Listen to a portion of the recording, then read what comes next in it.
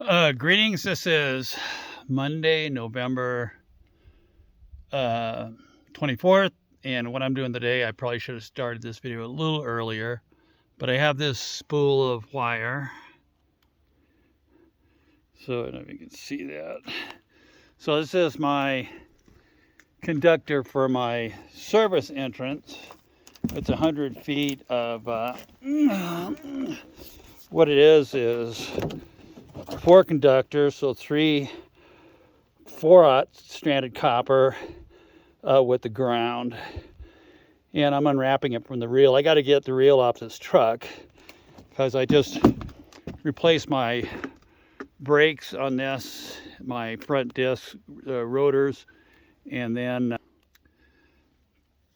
had to replace one caliper and bleed it. So I got to get out and get it a road test. But this probably weighs about pallet with this reel, with this conductor, probably weighs about 400 pounds. So a little much for me to lift. So the only thing choice I have is to take and unspool this wire from this reel, and I'll roll it up down here, tie it off. It's THHN, so it is for let me show you here. It is THHN, so it is distribution wire. It's 4/0 3 conductor with ground, and it says it's THHN and THWN, and it says it is sun resistant and oil resistant.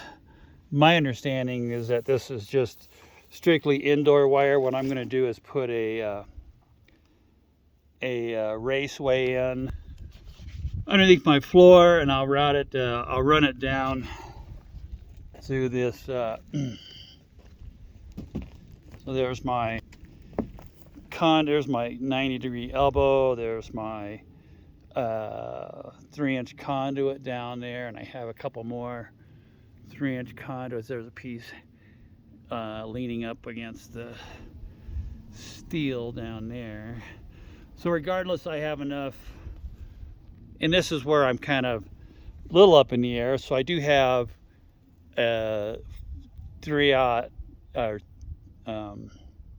3-inch electrical conduit with an elbow stubbed in, and then it's coming up down there where my little temp service box is. And so let's see, there's my box down there. So kind of, I'm trying to plan for any eventuality.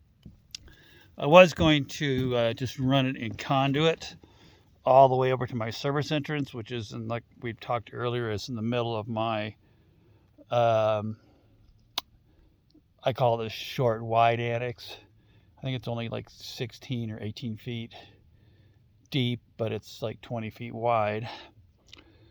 So right in the middle of that support wall that goes down the middle between those two rooms, and my mud room is where I'm going to site my service entrance. So that's 90 feet. I got 100 feet of wire. Always get extra, so you have to get the wire stretcher out. Doesn't work very well.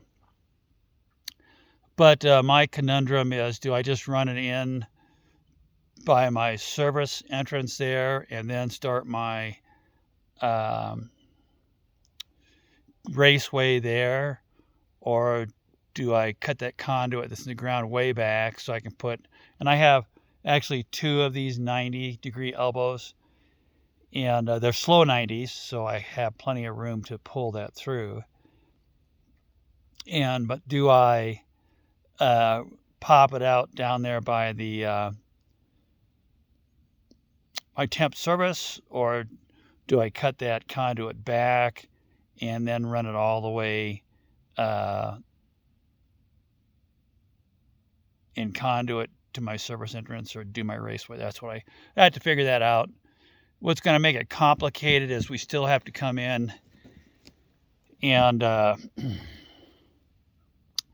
put in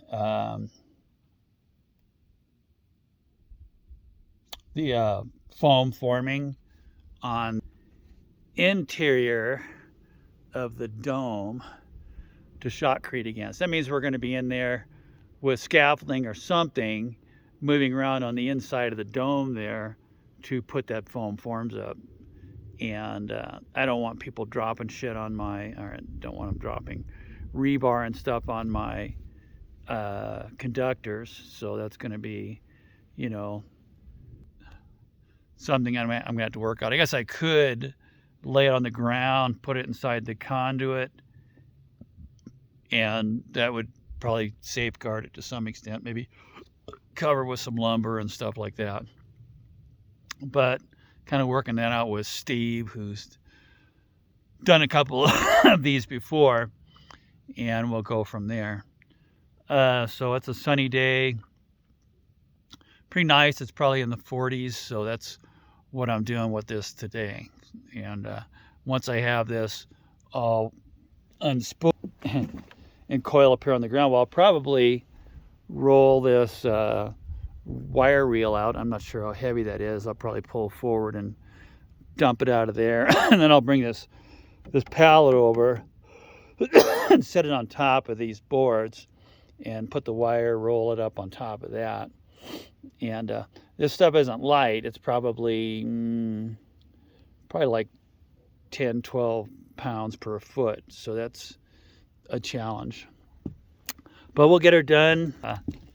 I may or may not do an after video of this. It's not that big a deal. But that's all I know. That's what I'm trying to do today. Have a good one, guys.